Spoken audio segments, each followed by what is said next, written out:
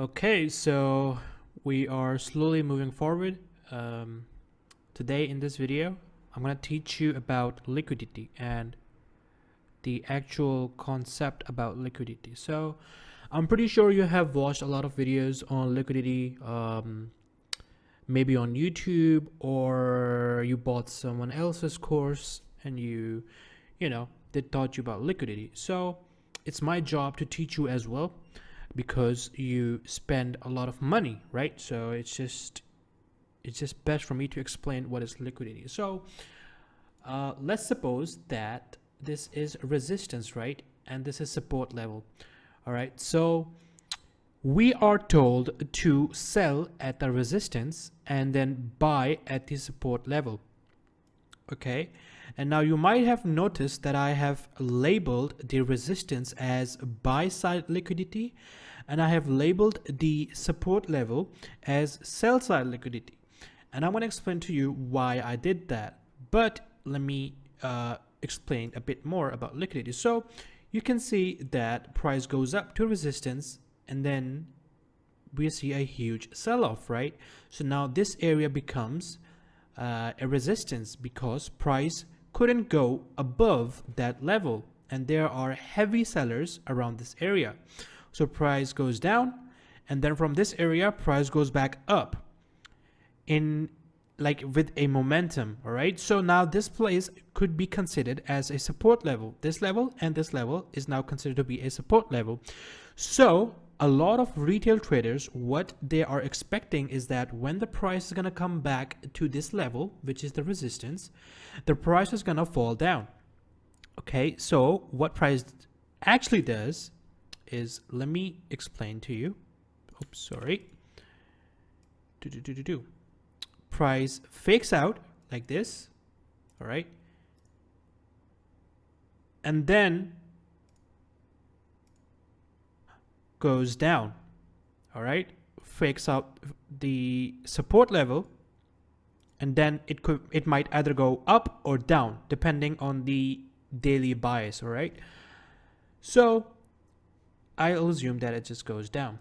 So now what really happened here? All right, a lot of retail traders, what they do is they go short on the resistance level and they put their stop losses right above the resistance level. All right, so what price does, it stops you out.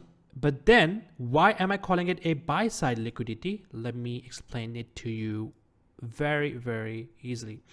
All right, so when price breaks out, the breakout artists, people who trade breakout patterns, what they're going to do is they're going to buy once the resistance level is broken, right? And they're going to put their stop loss below this level.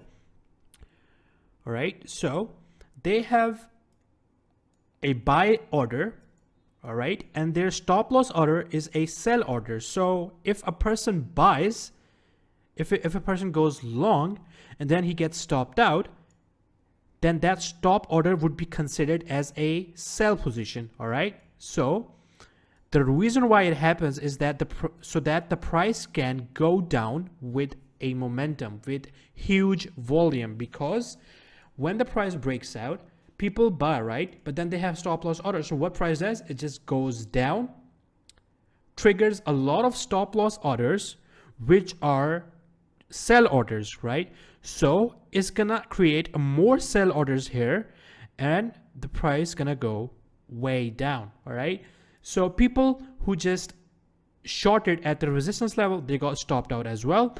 People who went long on the breakout, they got stopped out as well. And as you can see, price would go right down. All right, this is why I call it buy side liquidity, because people are going to buy when the price breaks out of the resistance level. And when the price breaks out, people are gonna buy here, put their stop loss below this resistance level, and price goes back down, triggers sell orders or stop loss orders, and it just goes down. Similarly, when price breaks through the support level, people are going to short, right? And when people short here, they're going to have their stop loss right here. So the breakout artists, they're going to short here, put their stop loss right above the support level. And what happens? Price stops you out, triggers buy orders. Okay. So when we are shorting, let's say you shorted here, right?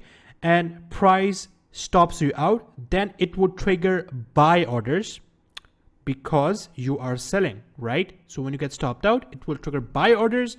And then with the momentum, with liquidity, price is going to go back up with momentum. It's going to go back to its original destination with heavy momentum.